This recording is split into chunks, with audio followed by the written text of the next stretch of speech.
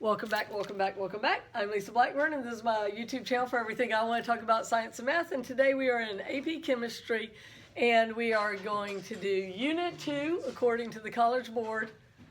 And I need to change the board. That was our warm-up board. Let me fix it real quick. So once again, great.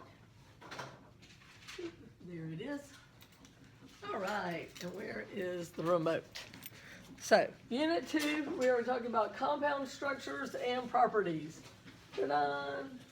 And here are our notes. Now, these seem really long, but I think it's easier than Unit 1. It's like less math, a couple of new concepts, so that's good. Otherwise, it'd be boring. And but not really as much math as last time. More, and it's a lot of pages because we're going to be doing a lot of talking about shapes. So there's a lot of drawings, and those drawings take up a lot. And I had to reproduce some of the drawings and didn't do so good, and that's why you got your book out. Okay, so this is chapter 8, 9, and 12 in your book. Notice that your test is going to be on a Monday. We have to do that in AP because we have 7 days for each unit. And we have to do every unit in 7 days, or else we won't get through them all before the test. And so we want to get through them all so that you can get that 5. Woohoo! Okay, so this should say types of chemical bonds. I don't know if yours is smeared like mine, but mine is smeared. Sorry. All right, the octet rule. So what's the octet rule? How many electrons do they all want? 8. 8, like an octopus. How many legs do an octopus got? 8 legs. 8 legs. They all want 8, like an octopus. Okay, that's a song by Flippy the Fish Head. Nobody's heard of it? How many legs do an octopus got? 8 legs, 8 legs. 9 legs? No, 8 legs. 7 legs? No, 8 legs. That's how many legs an octopus got. It's like a little kid song, and you can tell it was teaching like numbers and not grammar, because that is not correct grammar. But it's nice to remind you that octopuses have 8 legs. Learning about the number 8. Okay, except for the transition metals, and we're going to be talking about that. So we're going to be talking about solids, we're going to be talking about bonding, we're going to be talking about shapes in this one. So we're going to start off with stuff that should be absolutely reviewed. So do ionic compounds transfer or share electrons? Transfer, right.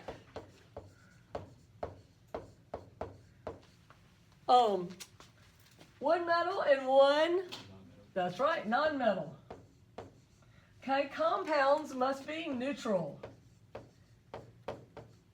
So when we did ionic formulas and honors, our math always added up to 0, so that made it easy. So opposites, do they attract or repel? Attract, that's why we got a little heart there. So cations, are they positive or negative? Positive, because cats are wonderful, sweet, positive little creatures. So I got a poster from Zoo Atlanta that I thought I would get laminated and put under the other cat poster, because I know some of y'all are dog people and you hate cats, but how could you hate this really cool tiger? Even if you're a dog person, right? What? Where are the notes? Oh, they're underneath the periodic table, always. And you also need to pick up the I do, we do's on the other side, because there were too many of them to spread out. I had to go on the other side. So if cations are positive, anions are negative. So our classical example is sodium chloride. Sodium's got 1 electron, chlorine's got 7. So if this one goes over there, they're both happy. And so I wanted to just show you how this is written sometimes. Sometimes it will be written sodium with its positive charge, and then in square parentheses, chlorine with its 8 and its negative charge. So that's just a little bit of symbol, ways of you will see it written sometimes. And then like if it has an overall charge, we'll talk about that and how they also use those square brackets. Okay, good so far, right? This is all reviewed. So ionic compounds are brittle. We're going to talk about why. They do things like salt, do they melt easily? No. So they have a high melting point. They make crystal lattices. My little example is this salt lamp over here that's gone out. I got to figure out what's wrong with it. But it should be lit up all pretty. But, you know, that's certainly not going to melt. If I hit it with a hammer, what would it do? It'd break. And we're going to talk about, on the atomic level, why that is. Okay? So I got to figure out why my light's not lighting up. Okay, so they can conduct electricity when dissolved, making an electrolyte. Remember learning that word in honors? Like Gatorade. One is not called a molecule, it's called a unit cell. Because you don't find just one. You find them in these crystals where it's repeating over and over again. So the energy of ionic bond formation. So this is something new for AP. Talking about if it's endothermic or exothermic. We talked about endothermic and exothermic, but what about with ionic solids in particular? So remember, endothermic takes energy in for the process. Exothermic gives energy off. So for an atom to lose an electron, it takes energy to take that electron off. Remember how we learned about that in the last unit about the energy to take an electron? So it's an endothermic process to lose an electron. Gaining an electron, therefore, is an exothermic process because it's the opposite. Okay? Overall, the energy transfer from sodium to chlorine is very exothermic. Gives off a lot of energy. So lattice energy is the energy, capital E is the abbreviation for energy in science, required to separate, now just imagine this, 1 mole of a crystal, solid ionic compound, into gas. So is that going to take a little energy or a lot to turn my salt lamp into a gas? It's going to take a lot, right? So it is highly endothermic. A lot of energy has to be absorbed for that to happen. And the reason why is the atoms are happy in their crystal lattice. They have a good low energy. They're very stable. Salts are very stable. Okay. Now, the magnitude of the lattice energy depends on a couple of things. So one of the things the AP test likes is they like you to rank things, like which is the biggest atom, and they'll have 3 of them, and one will be an ion, and you have to figure out which is biggest and put them in order. They like put them in order questions. So that's what this is. So how do we put the energy it would take to vaporize these crystals in order? That's our task, okay? And it depends on the ions, charge, size, and arrangement. It increases when the charges increase and the radii decrease. That means the small ones are stuck closer together, so they're harder to blast into a gas. If they have bigger charges, they're stuck harder together and harder to blast into a gas. We can imagine that, right? Vaporizing crystals. Who knew? Okay, so we're going to put these in orders. Sodium fluoride, cesium iodide, and calcium oxide. Okay, so look on the periodic table. Sodium fluoride, you see sodium and you see fluoride, they both have charges of 1, positive 1 and negative 1. Everybody agree to that? Okay, now we got cesium iodide, same families, also have 1s, but cesium iodide is bigger. Okay, so the sodium fluoride is smaller, less radius, they can stick together harder. Okay. And now the calcium oxide, those are both in the 2 column, so their charge is bigger. Okay, everybody sort of got our factors in? So what order do you think they would go in? Which one do you think is going to take the most energy to blast apart? Which one do you think? The which one?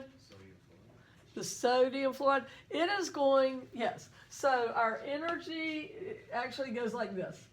The cesium iodide is going to be the easiest one because it's big and also ones, okay? Greater than that is going to be the sodium fluoride because it's small in the ones.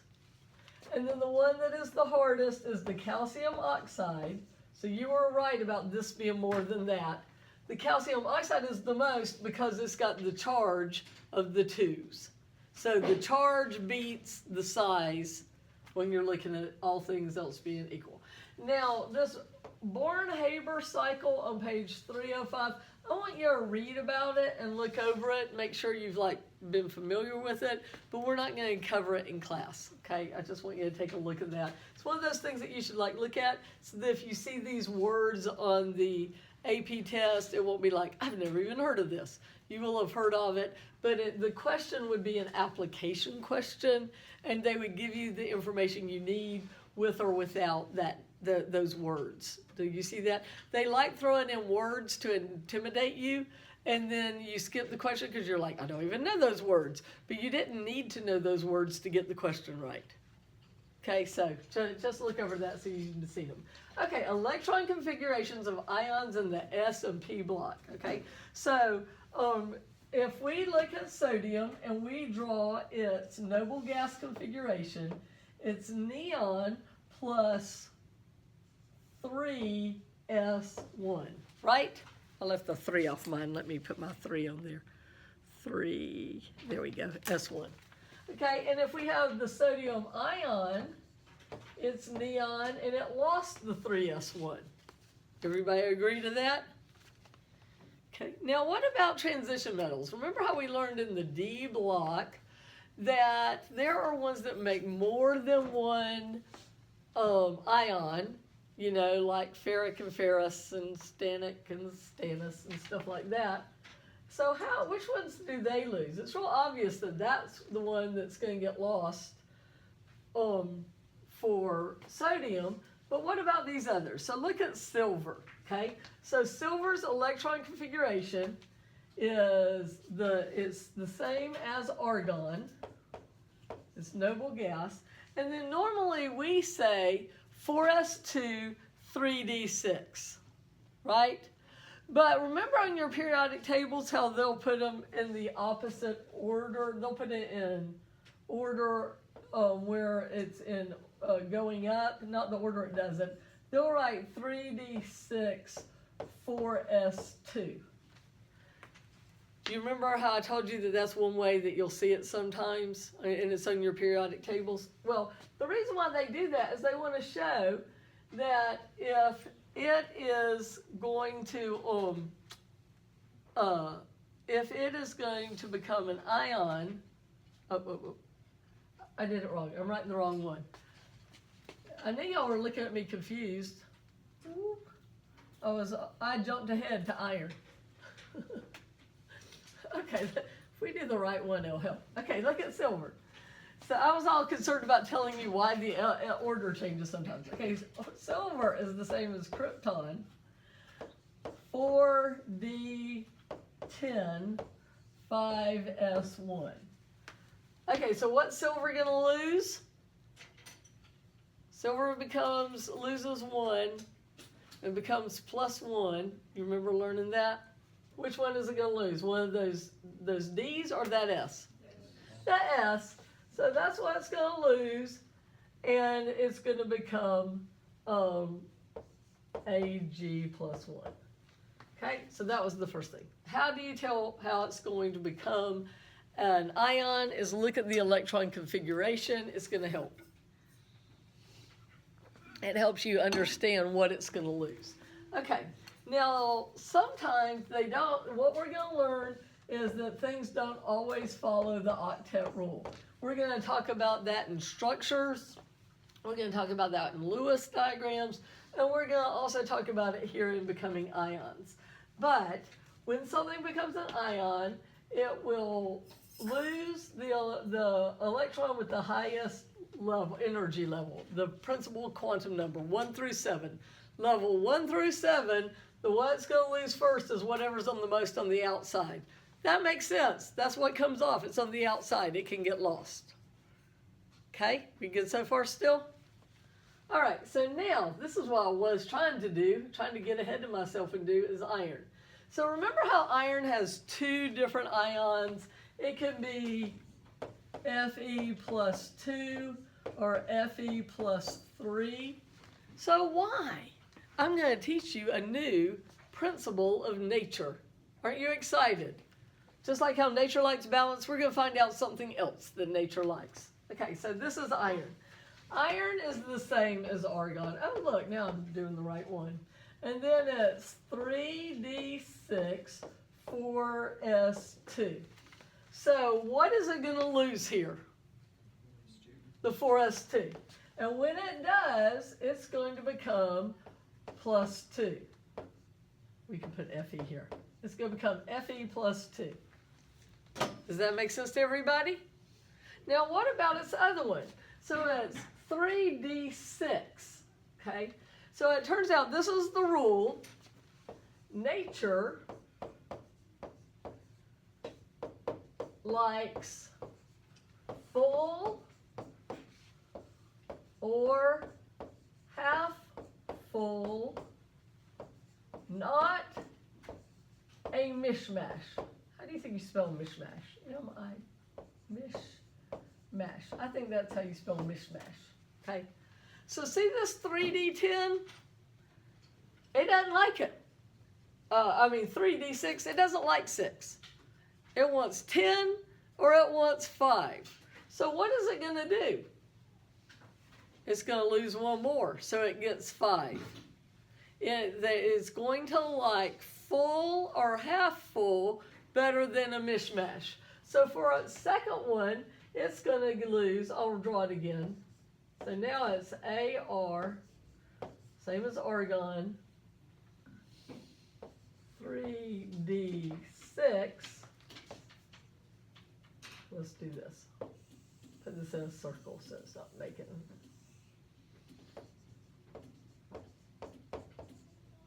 It would rather have 5, which is half full. So it's going to become plus 3. It's going to lose one more and become plus 3.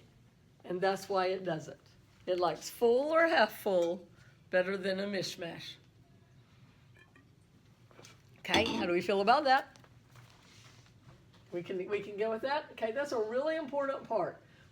This will be on the AP test. So somewhere, either in a free response or it'll be in a multiple choice, but this new just for AP concept will be on that test. Okay, and you'll see what it does with some other implications later in the notes. Okay, covalent bonding.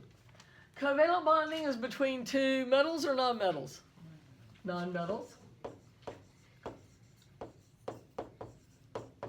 And a shared electron pair is what makes a bond. An example is methane. 1 carbon with 4 hydrogens. This is the gas in natural gas and in boots. There it is, a poot. Drawn all sciencey. Okay, and covalent bonds can have multiple bonds. If they share a single pair, one pair is a single bond. 2 pairs, you guessed it, are a double bond. And 3 pairs is, yes, a triple bond. I'm not going to do the examples right now. We'll be doing those more in our we-dos and stuff. Okay? They usually do not share the electron equally. Only if they're bonded to an identical atom. And then they would be considered nonpolar covalent. A nonpolar covalent bond. So like our diatomic atoms, H2, N2, O2, Fe2, Cl2, Br2, I2, those are all nonpolar covalent bonds. They're bonded to something identical. Carbon, when it bonds to itself, is bonded to something identical. Can we move on? Everybody with us? All right. An example of this diatomic molecule is, we'll say, one we like, die without it, some O2. Now what about polar covalent? the more electronegative one gets the gets the electron more.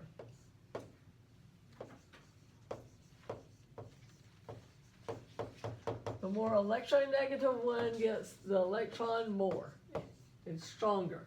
Remember, electronegativity is the ability of an atom to attract electrons in a molecule to itself. This causes the atom to have positive and negative ends, so it's called polar, because like the Earth has positive and negative ends, like where penguins are. That's why we got penguins on here. So dipole moments. So dipoles are these areas on a molecule where it's partially positive or partially negative. Yes, sir? So that means if this has more electrons, it's more electronegative? Yes. It's not that it has more electrons. It's if it's sharing an electron, it's a hog and it gets it more. I always say it's like divorced parents. They share the kid, but usually the mom gets the kid more. Not always, but usually. The mom will get the kid every week, except like every other weekend, and then the dad gets some vacation. But if you just count days, mom's getting the kid more. So mom would be more electronegative than dad if it was an electron atom family. Okay. All right. So the symbol is the Greek lowercase delta. It kind of looks like an unfinished 8. And then it has a superscript of positive or negative, okay?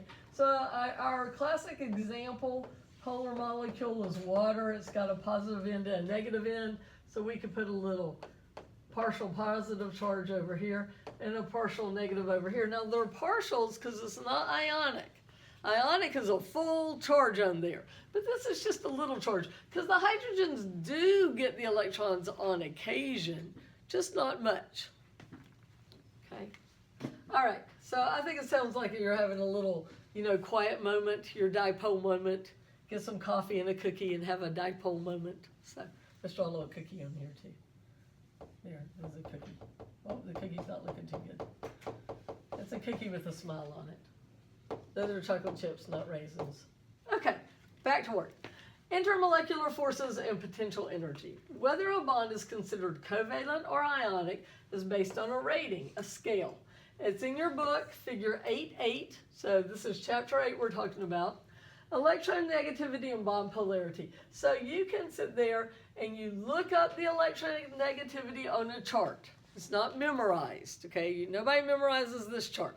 You do kind of memorize that, like, fluorine is the most electronegative. Sorry, I have to shake my watch. My father-in-law is not doing good, and he was not doing good this morning, so I have to make sure nothing's happening with him. He's elderly, and he's had cancer a very long time. And he was just not having a good morning. Okay. So, like, for example, fluorine. The electronegativity of fluorine is 4. There's 2 of them. 4 minus 4 is 0, so there is no difference. It is considered nonpolar covalent. Hydrogen fluorine, fluorine is 4 minus hydrogen 2.1 is 1.9.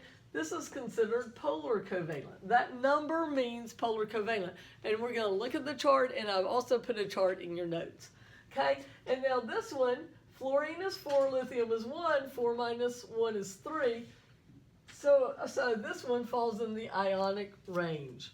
In general, if the difference is more than 2, most consider it ionic, and you'll see that on that chart on the next page.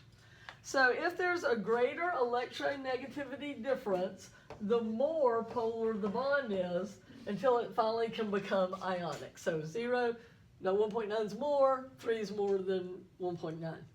So which bond is more polar? Okay, BCl or CCl? Okay. So B is a 2. If you looked it up, Cl is a 3. 2 minus 3, we just write as 1. It's like the absolute value. We don't worry about negatives, okay? And then carbon is 2.5 minus 3 equals 0.5. So 1 is more than 0.5. So this one is more polar.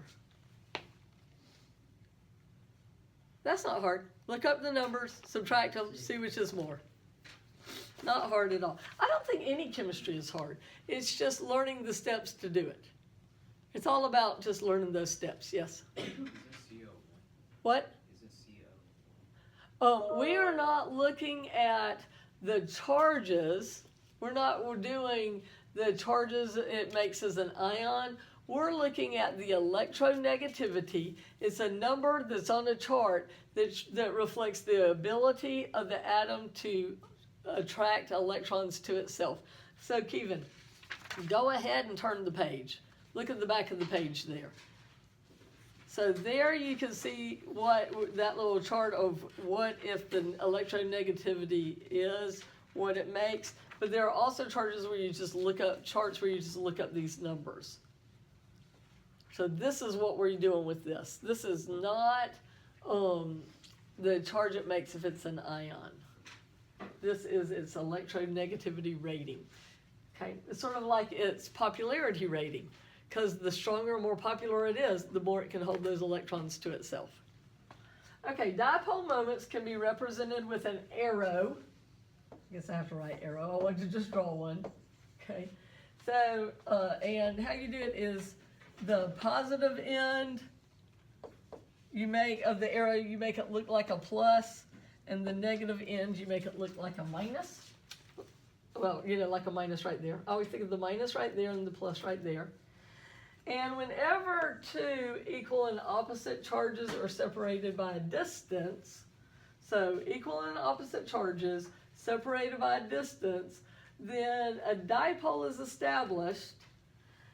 And when it's quantitatively measured, that means math, it's called a dipole moment. I misspelled dipole. Okay. And this math is symbolized by the Greek letter mu. It's like a little cursive U, mu. Sounds like why a cat says mu. In this math, you can do the charge times the distance and solve for math. Okay, so this is just another kind of little problem where they would give you the charge and give you the radius and you multiply them and you get the mu. Okay, so this is showing it quantitatively. We can quantitatively do math to solve for mu. The larger the dipole moment, the more polar the bond. A bond shared equally, like F2, has a dipole moment of 0. Okay. I always like that when things are 0. That's good math. Whether a bond is ionic or covalent is really a continuum, and it can be determined by the difference in electronegativities, and that's what we were looking at. So you subtract and then you look at the table. Okay, if it is less than 0.04, it is considered nonpolar covalent.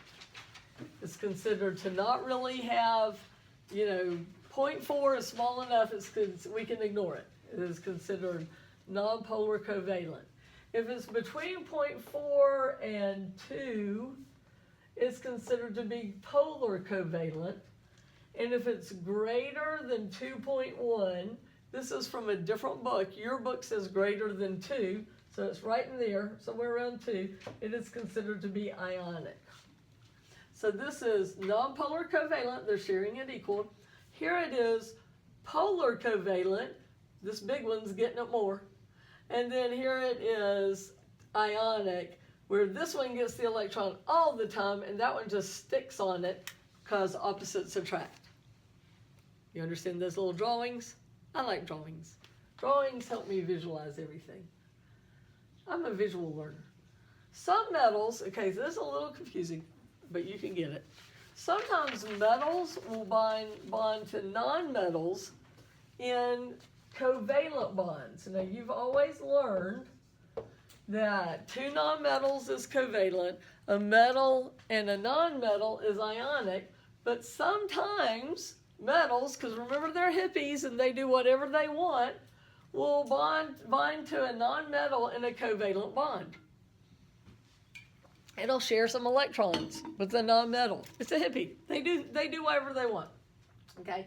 Where you see this in particular is in polyatomic ions. So like here you've got manganese and oxygen. They are sharing some electrons. Overall, they have a negative charge. And it's usually in metals with oxidation states greater than 4. So, and they'll often be in these polyatomic ions. So they're in a covalent bond, but all together they have a charge. And then as a little lump, they act like an ion. And they'll go be opposite attracted to something. You okay with that? Kind of blowing your mind, telling you something you learned might be a little different. Okay. All right, 2-3. Look at us whipping through these notes. We're almost halfway. Explain why ionic solids have such high melting points and boiling points. Okay, so that was chapter 8 in your book. This is chapter 12. Okay. Ionic bonds are very strong, so they don't want to melt, and they don't want to boil. They want it to be stuck to each other and not changed. Explain why ionic solids are bitter. Refer to figure 12.5. So I drew it, but I didn't do a good job. That's why your book is on your desk. If you want to open your book to chapter 4 and find figure 12.25, if you think my drawing is lacking. Okay, so I tried. Here you have an ion. And here you have cations that are circles and anions that are dots. And they're all lined up where every cation is only surrounded by anions, like, so no likes repelling. And every anion is only surrounded by cations, so everybody's happy. This is our ionic solid. But if the crystal slides, then it's not aligned anymore. Okay, so you have a stress is applied, and now look, like charges are lining up. So what do likes do? Attract or repel? Repel. So it is going to shatter. It repels and it will shatter. And that's why crystals are brittle. That's why if you hit them with a hammer, they're going to bust. Because they're going to mess up their alignment, and they're going to explode themselves from the inside. Because it's going to be repelling. Okay, so next, classification of solids. So we have different kinds of solids. Metallic solids are held together by a delocalized sea of electrons, collectively shared valence electrons. So this is why I say metals are hippies. Okay, if you look over here, I've got some nucleus. These are metal nuclei. And they just let their little electrons run wild and free. It'll hang over here, and then it hangs over there, and then it goes over here and does whatever it wants. Now, the core electrons, look, there'll be my core electrons, they stay put. But the valent ones, off they go, just flowing around in a sea. Everybody imagining the electron sea? Okay. Name 2 properties that can be explained by metallic bonding. They can conduct electricity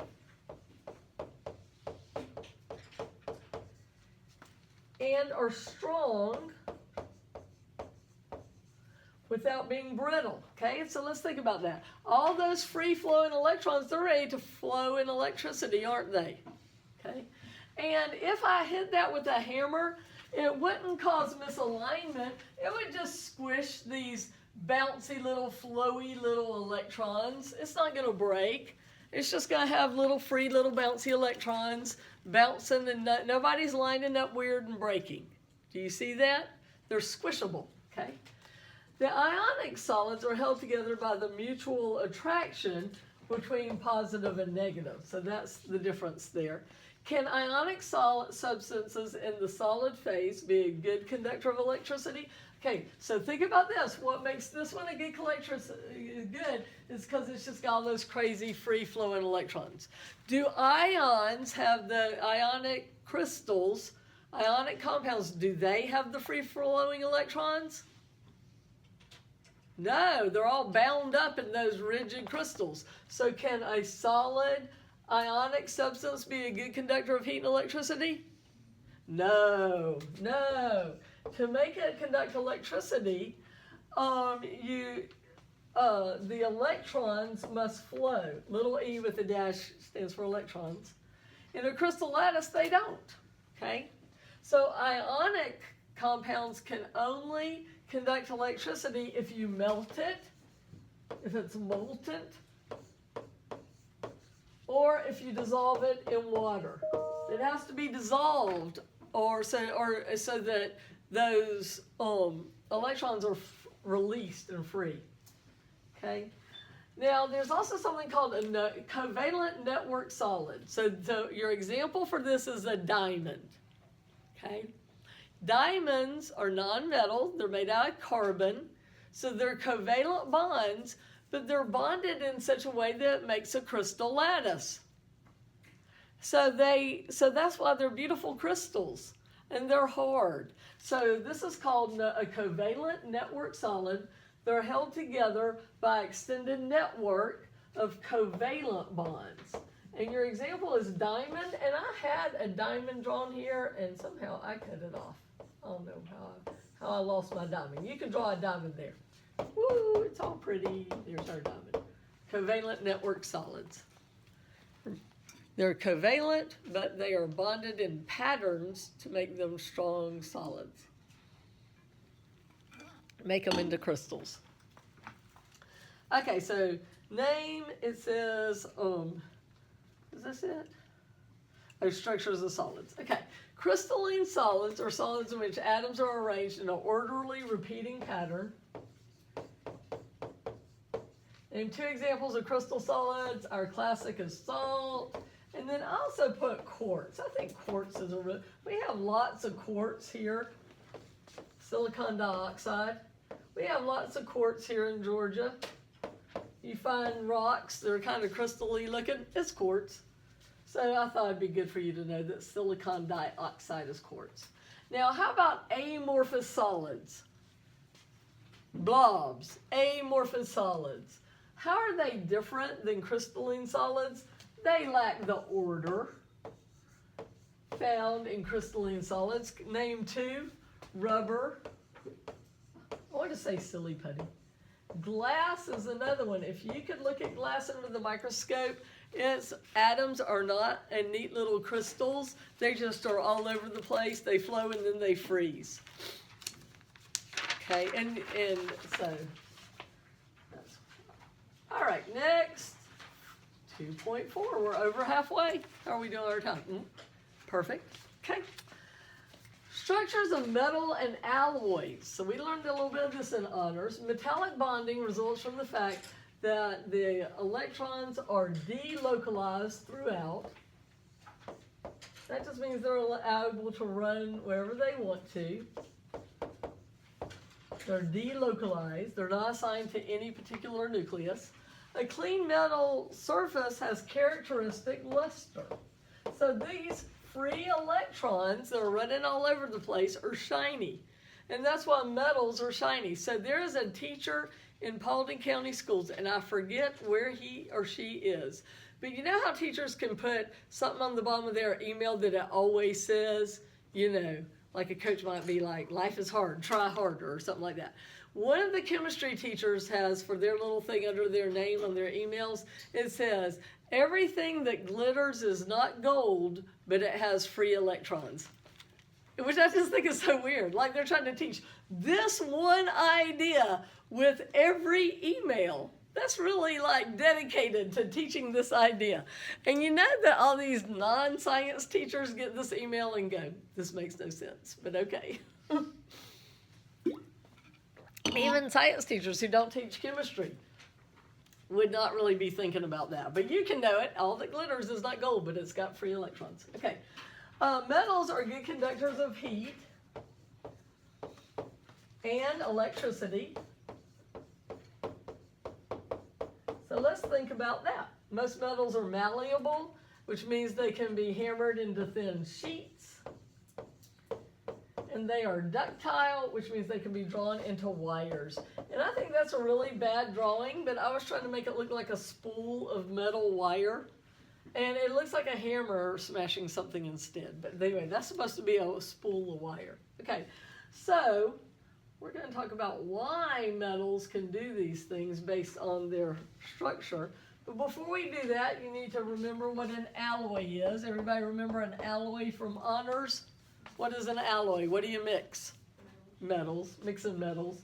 It contains more than one element, metallic, and has the properties of a metal. If two different atoms have similar atomic radii and chemical characteristics, a substitutional alloy can be formed where the atoms of a solute occupy the position that are normally occupied by the solvent atoms. Let me translate you for that. Okay, imagine I've got a cube made out of orange ping pong balls. And I take out some of the orange ping pong balls and I replace them with identical white ping pong balls. That is a substitutional alloy, and that's what happens with 14 karat gold. Pure gold doesn't make good jewelry, it's too soft. You can just bend it with your fingers. So they take out some of the gold and put in silver, and the silver goes exactly where the gold was. And also brass, mixing copper and zinc. That's what we did when we made our gold pennies in honors class in that lab, okay? Did we do that lab? We didn't do it this semester. Some of y'all didn't get to do it. But maybe we could save it for AP. We could do it this semester. Has anybody in here done the gold pennies? All right, that's what we'll do. We'll make some alloys. That's fun. This is a very fun lab. Okay, and there's another one. So they're about the same size. But if one of them is much smaller than the other one, it's called an interstitial alloy. So everybody imagine this. Imagine you have a beaker full of marbles. And you pour sand in it, and the sand goes in all the little spaces between the marbles. Do you see? But we don't take any marbles out. That's what this one is, this interstitial alloy. It's where the small atoms go in between the spaces of the large atoms. And this is often a non-metal and a metal being mixed together. And it makes the metal harder, stronger, and less malleable because there's stuff in the little spaces now. Does that make sense for you? Okay, so one example of this is steel. They mix iron and carbon goes in the little spaces, and steel is much harder and less brittle than iron. So if you ever get to be a time traveler and you really want to wow people from the long time ago, like the 1800s, if that's where you go, you can become a captain of industry by knowing this. That if you mix iron and carbon, then you can get steel, which is way better than iron. Okay, there you go. Now you're ready to time travel. Now metals yes, the electrons move, but the nuclei stay where they are. The nuclei are arranged in these crystal lattices. Metals don't have enough valence electrons to satisfy their bonding requirements with electron pair bonds. Instead, valence electrons are shared between atoms, but the atoms are still in crystal lattice. So this is like a little metal cube with all the nuclei arranged, but then the electrons just get to flow wherever they want. Be glitter and like gold. Okay, ready to move on? Everybody cool with these ideas so far? What first period said is, none of this is hard, but it's a lot. That's what they came away from the notes with. It's not hard, but it's a lot. Okay, so here's something to explain it. Draw a picture similar to 1221 in your book. You can look at it for a better picture. I thought I did all right, but you can look at the one in the book. And discover the details of the electron C model.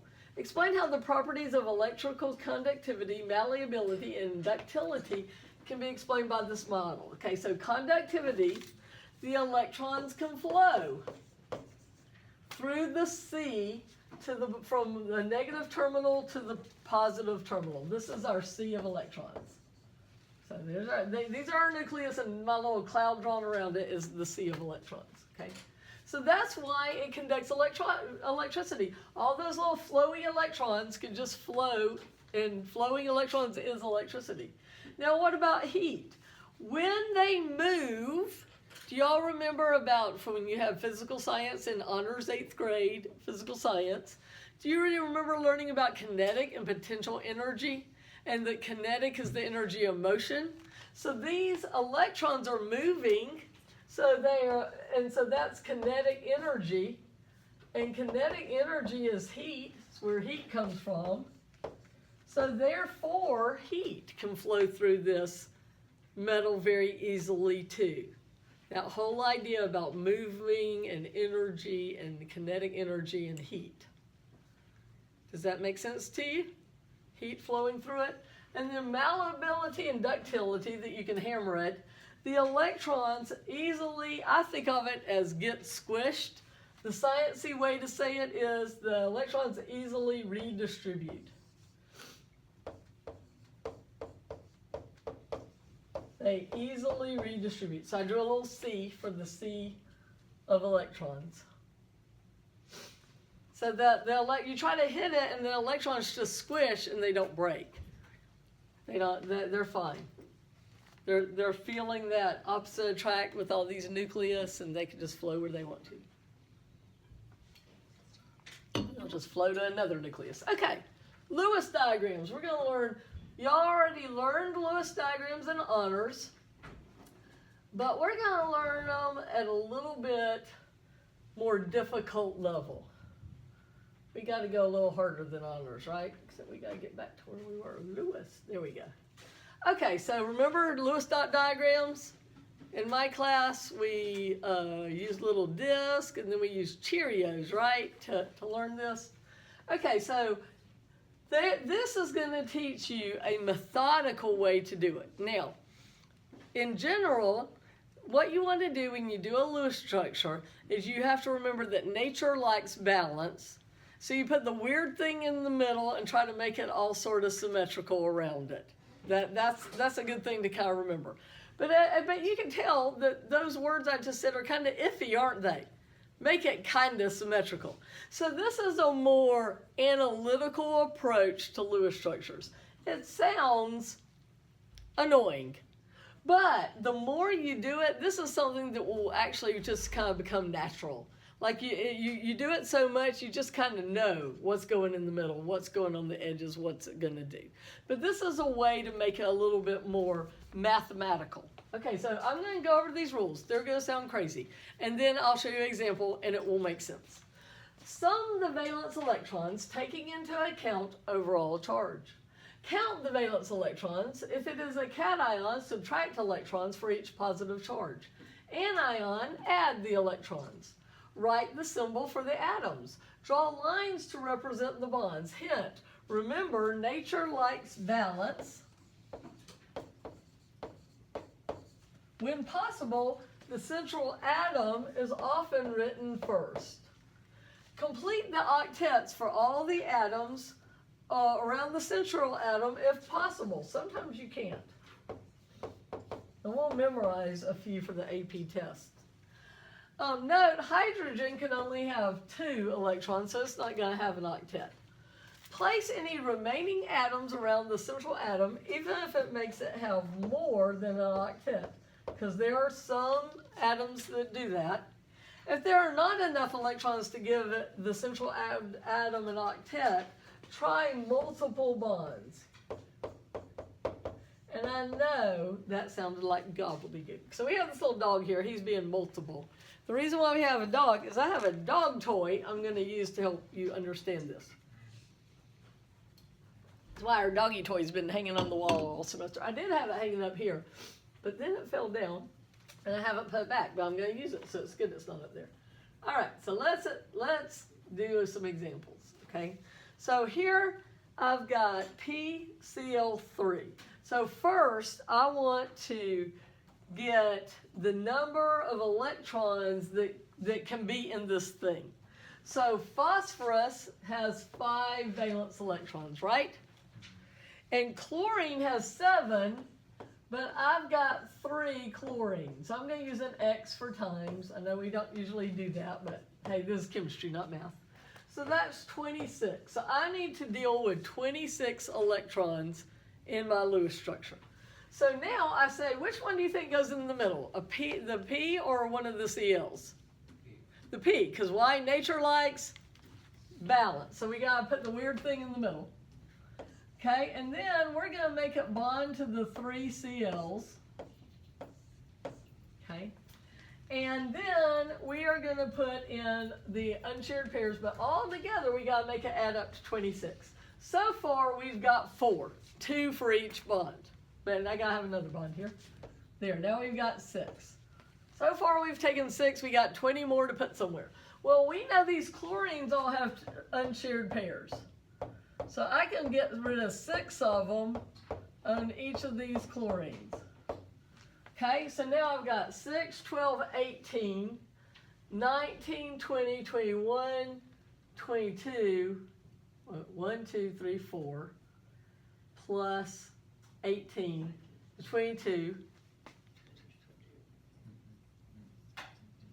Okay, so I have 26 minus 24, which equals 2. So phosphorus gets an unshared pair. 24. 2, 4, 6, 8, 10, 12, 14, 16, 18, 20, 22, 24. Wait, phosphorus? Something's wrong. Phosphorus had 5? Phosphorus has 5. 1, 2, oh, phosphorus is 5. 1, 2, 3, 4, 5. Chlorine, that's all correct, but something about the math's not working. What's not working about the math? Have y'all figured it out? Everything is working, it's just the fact that the 3 different bonds with the chlorines and phosphorus, that's 6 in and of itself. With each chlorine having 6, you just have 4 6s, 6, 4, 24. 26 minus 24 is 2, phosphorus has an unshared pair. Okay, I've confused myself, but Maxwell totally understands it, and this is right somehow. So all questions direct to Maxwell at this point. We're moving on. Okay, I don't know how I've confused myself. So let's do this one. Hydrogen has 1, carbon has 4, nitrogen has 5, which is equal to 10. All right, so now, if you have a choice, always put carbon in the middle. Like our choice between carbon and nitrogen, you go with carbon, because carbon's just important. Carbon is the basis of life. It's going to go there. So we got our carbon here, and it's going to bond to the hydrogen, and it's going to bond to the nitrogen. The hydrogen doesn't have, it's all done with 1, but carbon needs some more, and nitrogen needs some more. So remember our rule said, if your numbers aren't working out, then you can do multiple bonds. And carbon needs to have 4, so there I can do a multiple bond to make sure carbon has 4 bonds. Hydrogen makes 1, carbon makes 4, so nitrogen now, so I've got 2, 4, 6, 8, 10 minus 8 equals 2, so nitrogen gets an unshared pair. That one I understood. When you're pregnant, your blood will go to the baby instead of your brain.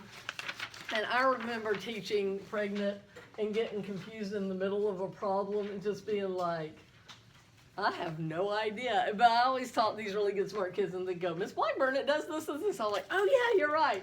But oh, it was so hard not being able to think. Okay, so this one is bromine and oxygen, and then that little dot is a negative. See that little dot? That's a negative. Okay, so let's do this one.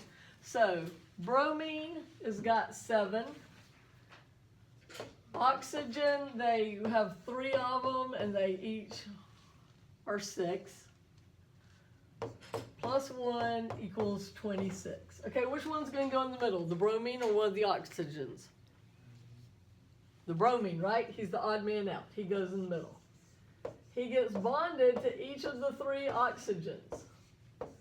Each of the 3 oxygens have unshared pairs. Okay, so now we have gotten 2, 4, 6, 8, 10, 12, 14, 16, 18, 20, 22, 24. So bromine has an unshared pair. And then there's another one because of that negative. So we gotta put this whole thing here and put our -1 charge. And this is one of those things, like I told you, the more you do it, it just gets more natural. Like you just look at this and you know that bromine's in the middle, the more you do it. Okay, so this is something new for AP, resonance and formal charge. So it has to do with Lewis structures. So you can follow the rules sometimes and get more than one Lewis structure. So which one is correct? Well, there's this little math trick called formal charge. It is not a real charge, it's just a math trick to try to figure out which one's real.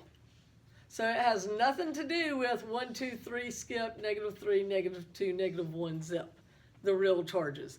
This is just a math trick to figure out which Lewis structure it makes, and these are the rules. First, you assign unshared electrons. All unshared electrons are assigned to their atom. For any bond, half is assigned to each contributor. Formal charge is calculated by this formula. Formal charge equals valence electrons minus 1/2 bonding electrons minus non-bonding electrons. I know that sounds like gobbledygook, but I'll show you how it works, and it's not that hard. Okay, so here is carbon. This one doesn't have more than one. I'm just showing you how to do it on. Okay, so here we have the polyatomic ion, CN, and its Lewis structure is this.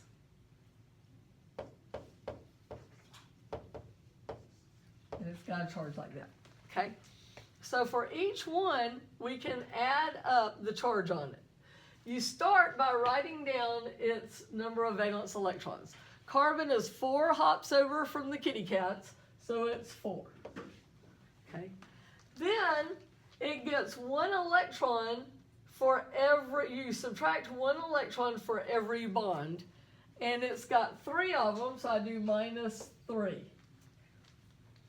And then you subtract unshared pairs, -2, so this equals -1. Now nitrogen. Nitrogen has 5 valence electrons. It's got 3 in the bonds, and it's got 2 electrons in an unshared pair, so that one is 0. Now, why do we care? I'll show you later in a minute, but that's how you do it. Now, do you see how it says 1/2 of the bonding electrons? So, like, each of these is a pair, but I just counted it, and each one contributes an electron, so instead of doing 6 times 1/2, I just wrote 3. Are y'all okay with that? That's how I like to think of it. I like to just like get to the point. You know, why do we have to do that? They each get 1 of the bond. They each contributed 1. Okay, so 1 minus 0 is -1, and that is our charge of our polyatomic ion. And I messed up and wrote ion twice, so you can mark out 1 ion. Okay. If it's a neutral molecule, they'll add up to 0. Now, so how do you know which one, once you do formal charge, how do you know which Lewis structure is correct? And it'll be the one where the formal charges are closer to 0, or the one where there's more negative on the electronegative atoms. And I know that sounded like gobbledygook too, so let me show you what it means. We gotta have the gobbledygook, so then once you know how to do it, you go back and read the gobbledygook and go, oh, now it makes sense. Okay, so we're gonna do CO, okay? So here are 2 different things that CO could be. It could be like this, where it's an oxygen with 2 unshared, double bonded to a carbon, double bonded to an oxygen with 2 unshared pairs. Or it could be 1 oxygen with 3 unshared pairs with a single bonded to a carbon with a triple bond to an oxygen and an unshared pair. So carbon makes 4 bonds. It could do it even, or it could do 3 on one side and 1 on the other. Now, before we even do this, which one do you think is going to win? That one. Why? Nature likes balance. I'm being a scale here. Nature likes balance. So, but we're going to prove mathematically that this one's going to win. Okay, so oxygen has 6 valence electrons. It's got 2 bonds, so -2, and it's got 4 electrons that are involved in the unshared pair. So that equals 0.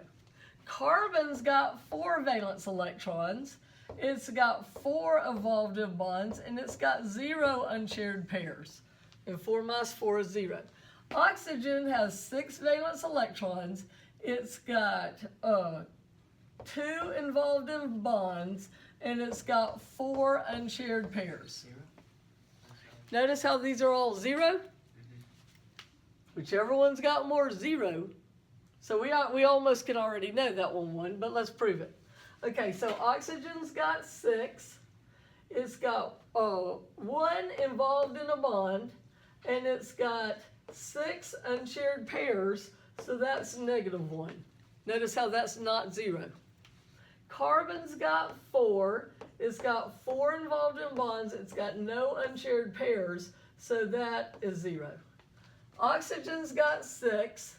It's got 3 involved in bonds and 2 unshared pairs, so that's 1. This one's got zeros, that one doesn't, so this one wins. Yay! This is a new college concept you just learned. And it wasn't terrible, was it? Mackenzie's like, it's a little terrible.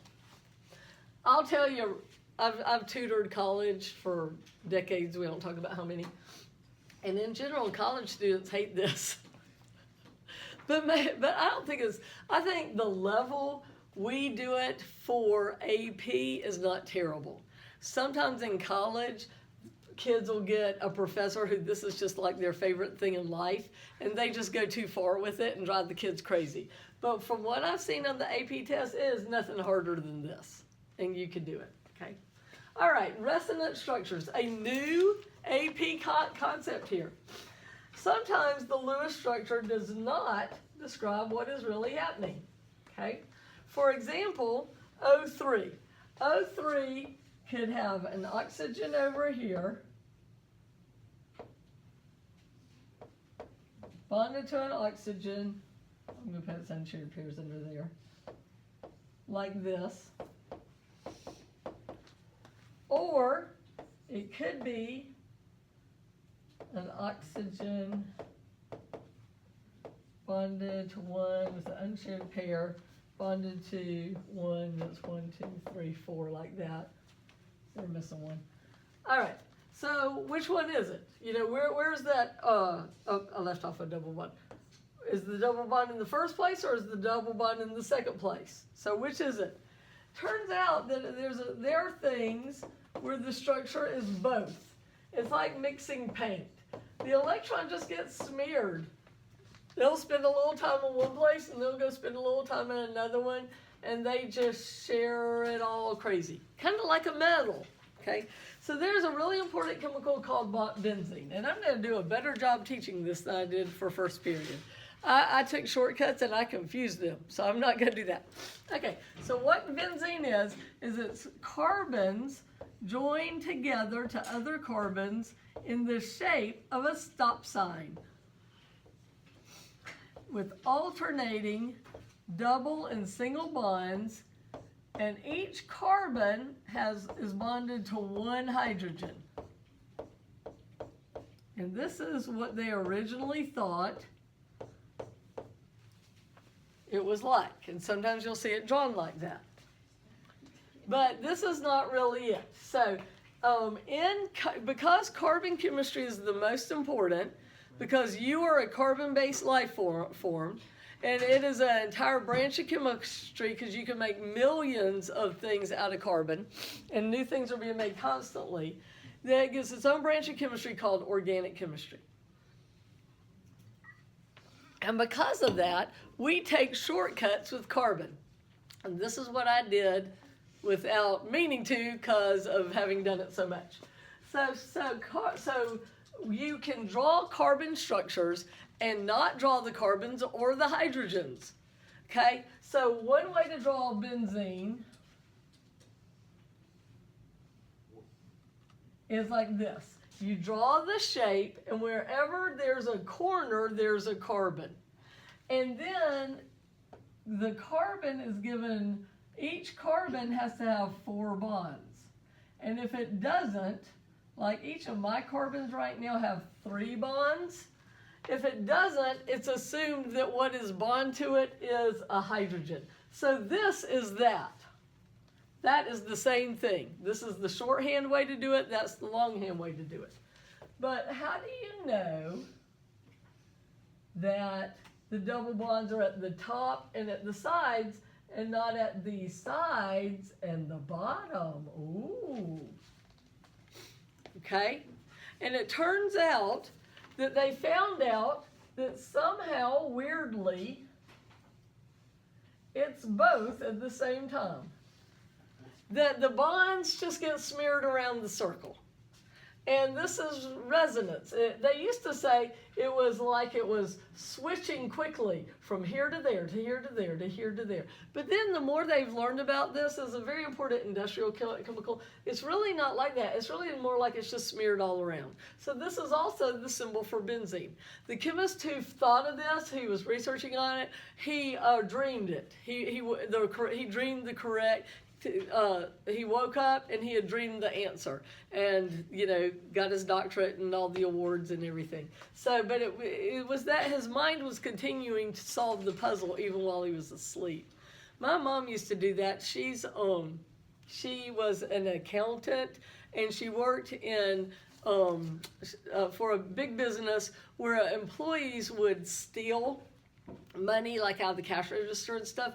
But my mom was extremely left brain, mathematic, analytical, and she would realize that somebody was stealing because she would notice the patterns in the numbers of the money, and like she would do stings and stuff where she sent lots of people to jail with security.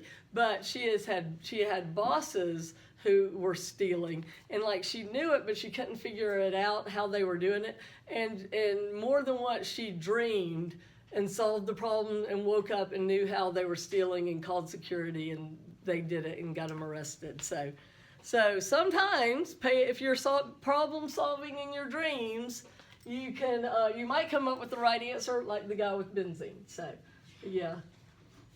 It's so weird. Over and over again, my mom's bosses would be stealing money. So many of them were arrested. And one of her bosses who was stealing, he would yell at her all the time. And it was because thieves will do that to fluster you so that she wouldn't figure it out that he was stealing. But she figured it out in her sleep, and he went to jail. So watch out for people yelling at you for no reason. Sometimes they're trying to do something shifty on the side. All that's just free. That's not chemistry. Okay, but y'all are all problem solvers. You're smart, so you sometimes pay attention to your dreams. Okay, now our last section. We don't have much time, but we'll at least start it. Molecular shapes. So Lewis structures give the atoms how they're connected. Connectivity. How they are connected. How they are physically connected, but they do not tell the shape. If you had the Lewis structure for methane, it looks like a plus. Real methane does not look like a little plus. Okay, so what we're going to learn now is shapes, Vesper. So by noting the number of bonding and non-bonding electron pairs, we can easily predict the shape. So how this works is, atomic bonds are negative, both of them. So are they going to attract or repel? Repel, and get as far apart as possible. So this is linear. It makes a line, and we'll talk about that. Now this one, you think, well, why are they not being pushed apart? It's because, not shown here, are some unshared pairs that are pushing it together. So all of these, the shape is because of like things, all these negatives are going to repel, and they're going to get as far away from each other as possible. So this one, we're just going to write down the names of the shapes for now, and then we're going to learn why they make the shape through repulsion. This one is called trigonal planar. It's like a triangle, trigonal planar. Planar because it's all in one plane. You know how you learned about planes in geometry.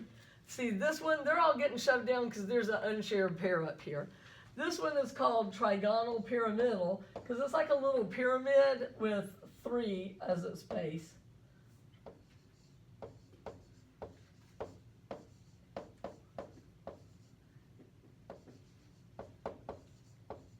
This one, okay, like we have fancy names, trigonal pyramidal. Then we have bent.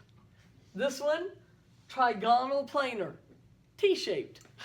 Who was in charge of naming these? They're just kind of funny, I think. Do y'all think that's a little bit funny? Fancy, super plain. We'll call this one T-shaped. It looks like a T. Okay, in order to predict molecular shape, we assume the valence electrons repel each other. That's all we gotta know to be able to do this, is that negatives repel. The other thing is a little bit of symbolism. Sometimes they will draw the formulas, and A stands for the central atom, and B is the surrounding atom. So don't get all confused, like, I've never even heard of the chemical AB5, you know, no, this is just central and stuff around it. Okay, so if you have things like this, the degrees is how many? How many degrees are in a line? 180. Okay, this is a Mercedes-Benz symbol where there's 3 things all in a triangle. If you divide a circle into 3, how many degrees is it? 120. I told y'all this wasn't hard. It's just a lot. It's not hard. Okay, this is the tetrahedron we learned about in honors. Does anybody remember the degree as of the angle of the tetrahedron? It's the one that I think sounds like a radio station. 109.5 Atlanta. So there's our little radio station, 109.5. This one, it's got the Mercedes-Benz symbol going around and a line going straight through.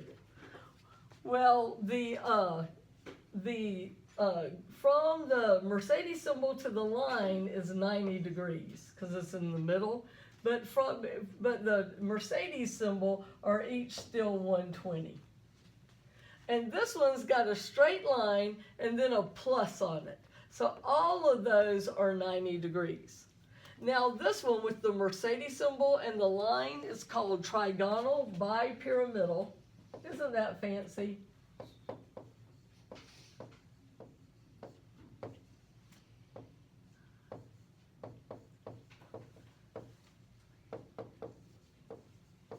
And this one is called an octahedron. It's not all that fancy again. It's like those dice in D&D. An octa. I don't play D&D. I was asked. I just didn't ever go.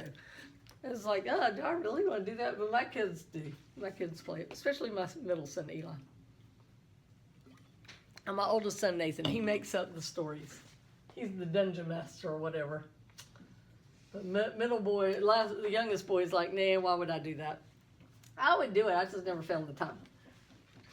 Okay, for any particular shape, A, B, lowercase n, that little n stands for any number. Molecules can usually be derived from one of these shapes. For example, starting with the tetrahedron.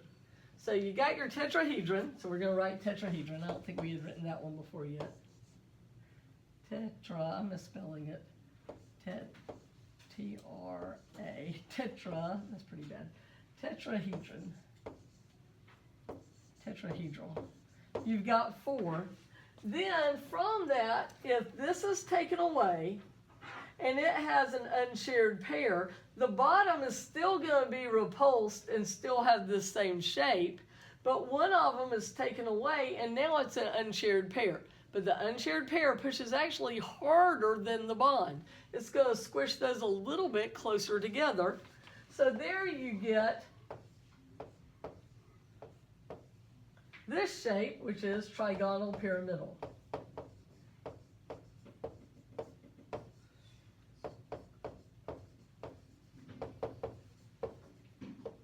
And if you take off two of these and replace them with unshared pairs, you would just have that left, which is this, which was called bent. They're still that same shape because it's what was taken off got replaced with something also negative, still repelling. Okay, I think we made it to the last little bit of Vesper. Turn the page and see. Yep, we did. Okay, so we did everything except the last little part of 7, but you basically know everything now except maybe a little bit of looking at the electrons with these shapes that we're talking about.